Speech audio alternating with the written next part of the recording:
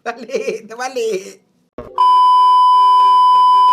Hello guys, selamat datang ke channel Izami Gadget. So, maafkan aku untuk keterbalikan Pikachu ni dah lama tak pakai. So, dia macam dah lupa tuan dia kan. So, basically, dalam channel aku ni, korang dah tengok aku bawa pelbagai penawaran smartwatch ataupun fitness tracker ataupun health punya band. Daripada semurah-murah bawah 100 sampailah semahal-mahal yang aku ingat lagi. Paling mahal di Suana. Di Sunto Peak 9 tak silap aku, harganya sekitar 3,000 ke 4,000 ringgit lah, which is this is the most expensive punya smartwatch yang aku pernah bawakan dekat channel aku ni lah. Tetapi dalam video kali ni aku nak bawa korang another level punya kemewahan dalam dunia smartwatch, di mana macam korang nampak sebelah ni, kita ada je sebuah goodies bag daripada Montblanc. Jadi bagi siapa yang boleh recall ataupun tahu, Montblanc adalah sebuah jenama barangan luxury, tak kisah jam, pen, bag, coupling dan lain-lain. Di mana hari ni kita nak bawa dengan korang dia punya jam ni. Mana dia? Ni. Montblanc Summit 2 Plus. Di mana jam ini korang boleh dapatkan pada tanda harga RM5,400, geng. Over RM5,000 untuk sebuah smartwatch, geng. Jadi korang-korang tu, apa yang menarik tentang Montblanc Summit 2 Plus ni? Adakah berbaloi untuk dimiliki ataupun hanyalah sekadar mewah semata-mata? Tanpa melengah masa lagi, let's check it out.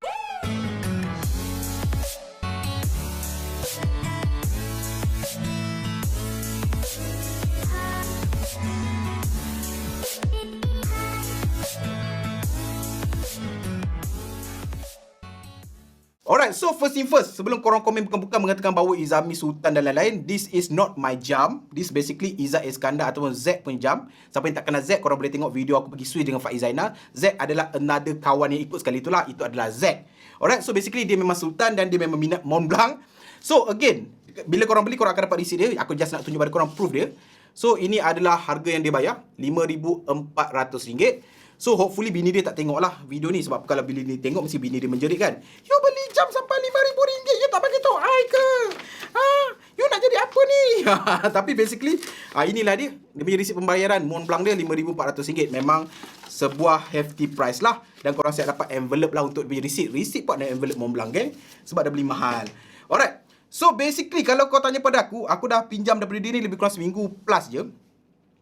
Dia menggunakan Android Wear OS. So dari segi dia punya functionality tu, aku boleh katakan typical Android Wear OS punya jam. Nothing special. It is more on the luxuriness itself. Itu saja. Kalau korang peminat Montblanc, korang nak sebuah smartwatch, this is the watch. Tapi kalau korang sebuah peminat ataupun seorang peminat smartwatch, nak cari sebuah smartwatch yang begitu function, this is not the one. Kalau korang faham justifikasi aku kat situ lah. Jadi, more or less, kita nak focusing on the unboxing, on the jam itself lah. Dari segi functionality tu, mungkin aku go secara ringkas saja. Jadi, jom kita unbox dahulu. Jadi, macam korang nampak, ini adalah kotak dia. Okay, Montblanc dengan logo dia, trademark dia, bintang hitam putih tu. So, dari segi kotak dia macam ni lah. Alright, so Montblanc ni basically adalah jenama daripada Germany. Nothing much to be show dekat luar ni. Alright, so ini adalah versi dia. Montblanc Summit 2 Plus, black DLC stainless steel case, black rubber steel strap, dan of course made in China. Walaupun dekat mana pun kau punya jenama, Jerman ke, USA ke, Pluto sekalipun, made in China adalah wajib. Alright, so dia menggunakan Wear OS punya apps. Korang boleh download dekat Google ataupun App Store. Alright, so korang boleh gunakan both lah. So nak buka dia, bismillahirrahmanirrahim. Alright, so dekat dalam ada another layer of kotak, hitam putih, Montblanc, cantik, mewah. Dia terbagi pada macam ni. Simple je unboxing dia. So bila korang buka je, okay, bismillahirrahmanirrahim. So dekat dalam, first thing first, kalau korang boleh nampak lah, dia ada macam texture macam gunung tau. I don't know dia menggambarkan apa ataupun resemblance what, tapi kalau korang boleh nampak, jam dekat tengah-tengah ni kan, dah menyala kan. Tapi bagi aku punya logik adalah Montblanc ni kalau masa pergi Swiss tu, dia adalah salah satu mountain dekat Swiss ataupun dekat Germany, dekat situ lah. Kalau korang tengok kat Google Maps tu, dia ada dekat pegunungan Alps tu, adanya Montblanc punya mountain.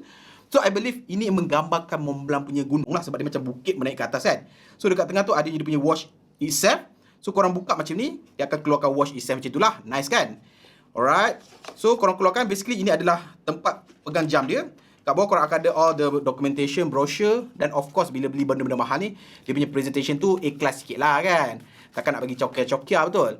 So, dekat dalam ni ada dia punya quick start guide dia. Lebih mewah, kertas pun pakai kertas tebal kan. So, it is what it is kan. So ini adalah dia punya safety guide yang kita tak akan baca.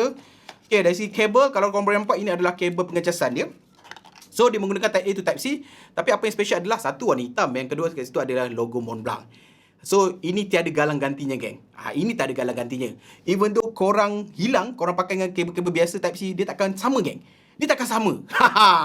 Alright, so dekat bawah ni terdapatnya juga dia punya charging docking. Kita panggil charging docking sebab apa? Dia bukan pakai key charger, dia pakai docking ni. Kat sini dah ada dia punya point dia, korang akan align kat situ untuk dia charge kat situ lah. Again, logo dia punya Montblanc dia. So kat bawah ni korang akan sambungkan Type C korang kat sini dan kau charge lah. Kat bawah ni ada padding getah Montblanc. Itu sahaja untuk padding charging dock dia. Alright, so ke tepi kau. Kita keluarkan jam ini. Okay. So basically, aku dah turn on the jam dan connectkan pada aku punya phone. Ada dua perkara yang korang perlu tahu bila mana korang nak membeli Montblanc Summit 2 Plus ini. Yang pertama adalah dia akan work perfectly kalau korang pakai dengan peranti Android. Tapi kalau korang pakai pada peranti iOS, still boleh pakai. Tapi ada dua benda yang aku notice tak boleh digunakan. Yang pertama, as per disclaimer dekat website dorang, dia support untuk LTE 4G. Tapi kalau korang pakai iPhone, pairing pada iPhone, dia tak boleh guna fungsi tersebut. Yang pertama. Yang kedua adalah, dia boleh jawab panggilan. Tetapi kalau korang pairing pada iPhone, dia kalau korang menerima panggilan dekat phone korang, korang boleh jawab dekat sini tapi still kena dengar dekat telefon. Instead of kalau korang pakai Android, korang boleh jawab dekat jam, boleh dengar dekat sini. Itu perbezaan dua benda yang aku notice berbeza antara iPhone dan juga Android kalau korang pairingkan dengan Montblanc Summit 2 Plus ni. The rest adalah lebih kurang sama. Alright, first thing first, kita go through punya exterior punya design dahulu. Jadi macam korang nampak, ini adalah rupa dia dekat tangan aku. So dari segi display, dia mempunyai paparan bersaiz 1.28 inci AMOLED panel dengan resolusi dia adalah 416x416, jenis rounded punya jam. Dan apa yang specialnya adalah, kacanya adalah diperbuat daripada sapphire. Jadi macam kita tahu, sapphire adalah antara yang tertoughest ataupun terkeras dalam kelas kaca. So bila korang pakai jam ni, korang tak payah nak pakai screen protector bagi mencacatkan rupa dia. Korang boleh pakai sebogel ini yang korang nampak lah. Dan sekarang, since dia menggunakan AMOLED panel, ini adalah dia punya always on display dia. Sama macam watch face dia. Bila korang tap, okay, dia akan masuk pada warna putih lah. Korang nampak tadi kan? Tadi macam hijau-hijau sikit. Dia punya watch face adalah warna hijau macam tu. Dari segi tali jam, adalah silikon, lembut. Ada design-design macam sulaman macam tu. Nice. Kalau daripada jauh, korang mungkin nampak macam kulit ke. Tapi sebenarnya dia adalah silikon. Dari segi body dia adalah stainless steel, guys. Bukan titanium ke apa, stainless steel saja. I'm wishing that dengan harga tersebut dia datang dengan titanium lah at least kan. Tapi it is what it is. Dengan kemasan warna hitam. So dekat tepi ni terdapatnya 3 button ataupun butang. Yang pertama ni adalah butang atas, butang bawah. Dua ni korang boleh mapping kan. Tak kisah korang nak mapping untuk apa. Dia tak ada default dia. Tengah-tengah ni adalah crown dia lah. Korang boleh pusingkan untuk gerakkan list tu. Atau korang boleh tekan untuk masuk ke dalam menu. Ataupun tekan untuk keluarkan daripada mana-mana aplikasi lah. So dekat sebelah sini terdapatnya dia punya speaker. Kat celah ni terdapatnya satu mikrofon. So dekat bawah ni terdapatnya dia punya all the sensor lah. BPM lah, charging lah dan lain-lain. Dan dia menggunakan typical 22mm punya silikon dengan easy release punya strap. Dari segi locking dia macam ni lah. Macam jam mahal lah, dia ada macam ni. So untuk pasang ni korang boleh masuk dekat sini lah. Alright. Masuk dekat sini. Okay. Korang lock kan. Macam tu. So korang boleh pasang macam ni lah. So dia punya rupa dia macam ni. Memang nampak mewah. Kat sini ada perkataan Montblanc against stainless steel dengan kemasan hitam yang sangat-sangat nice lah. So dia ada macam-macam colour. This is apa yang Izzat minat dan Izzat prefer lah. For the price RM5,400. The rest tak ada apa-apa. Dari segi berat dia, jom kita timbang sekejap. Okay, berat dia adalah berat dia adalah sekitar 103 gram saja. To put in perspektif, Suunto Peak itu hari adalah 53 gram saja. So ini adalah setengah ataupun sekali ganda lebih berat daripada Suunto Hitori lah. Dari segi berat, kalau kau tanya pada aku, dia tak adalah seberat macam jam-jam mechanical. Tak. Dia masih lagi dalam range berat sebuah smartwatch yang relevan ataupun rational. Tapi dia ada berat dia yang lebih daripada compare smartwatch murah yang lain lah. Alright. Okay, dekat tangan aku, rupa dia macam mana? Kita try tengok. Okay. Dekat tangan aku rupa dia macam ni lah. Kalau korang nak bayangkan macam ni lah rupa dia. So nice in hand lah. Dia punya kerangka ni tak silap aku lebih kurang 43mm dia punya kerangka dia lah. So dia punya size ni adalah 43mm lah. Alright, just nice. So far dari segi button tak ada apa-apa kekacauan. So far dia punya raise to wake up pun semua function well. Alright, agak longgar untuk aku.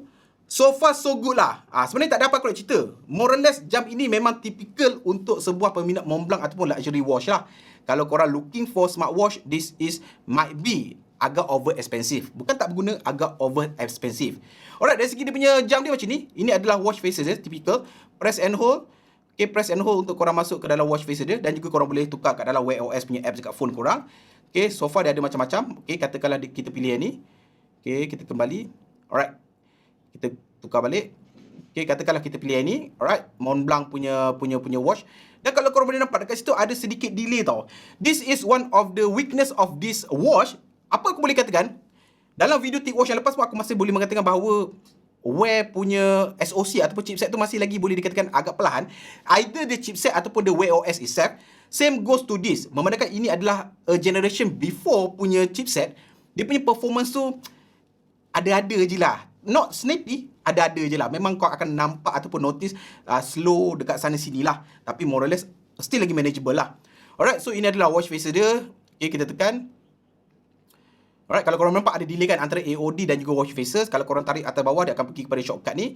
Bawah ke atas akan masuk ke dalam notification punya shade. Korang boleh baca kan, macam mana Android lain. So tekan untuk back. Ke kanan korang akan masuk kepada Google Assistant punya, boleh dikatakan sebagai card. Kembali balik. Kat sini korang boleh setkan widget korang lah. Korang boleh tambah ataupun tolakkan dia, weather, exercise dan lain-lain. Itu saja untuk dia punya main interface. So untuk masuk ke dalam menu, korang nampak crown jewel yang ada logo Montblanc ni. Korang tekan. Dia akan masuk ke dalam dia punya menu dan korang boleh main menggunakan korang punya crown jewel ni.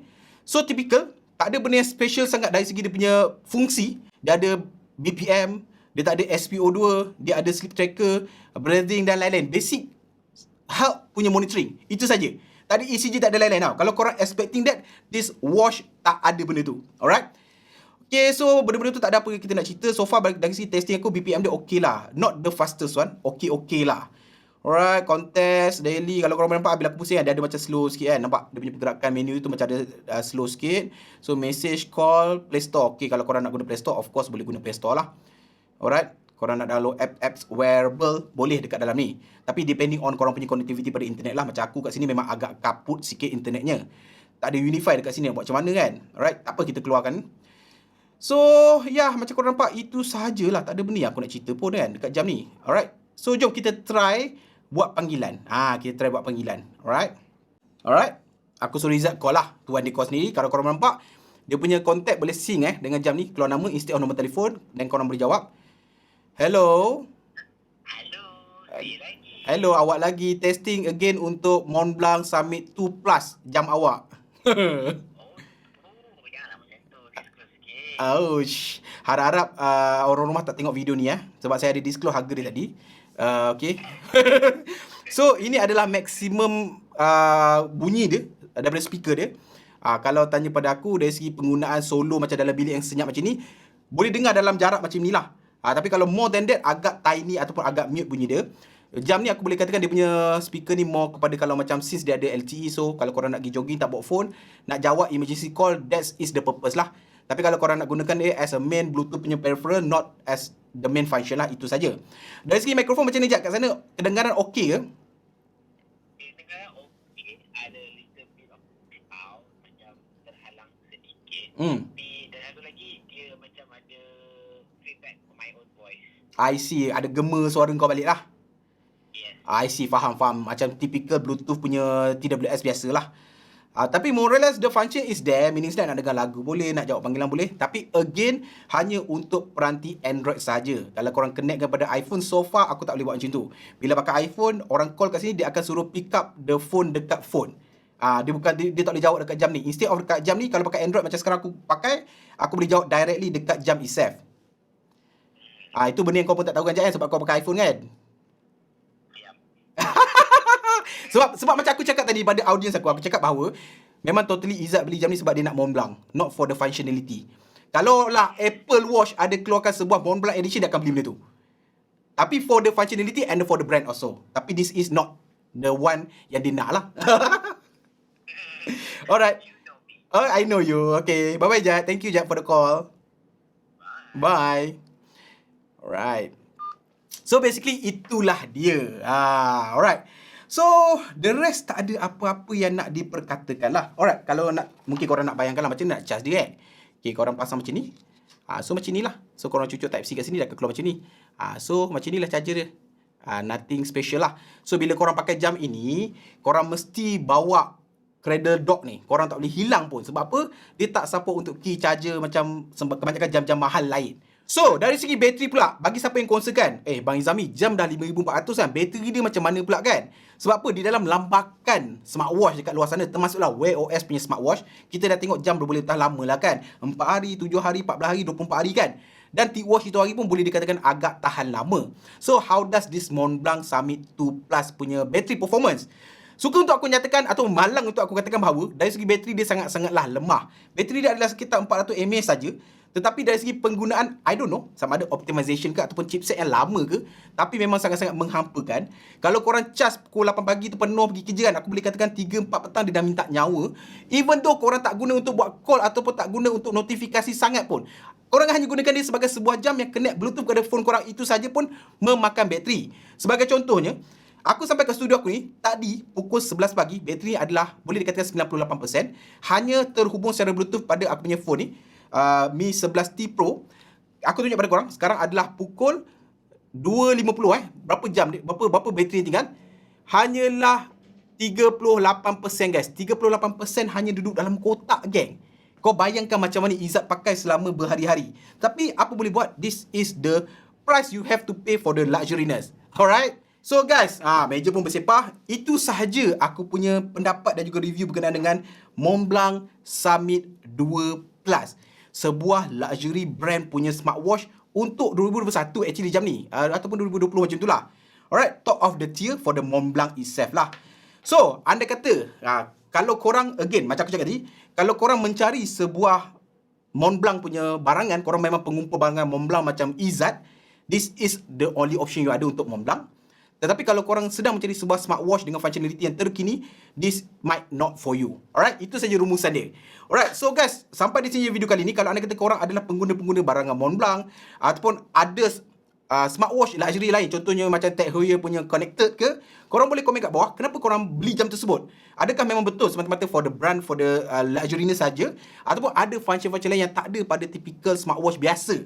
Ataupun kalau anda kata korang adalah pengguna smartwatch biasa, mungkin korang boleh bagi pendapat, adakah jam ni go tak go, at least for the look sahaja. Alright, so sampai bertemu lagi di video akan datang. Macam biasa guys, Assalamualaikum. Ciao.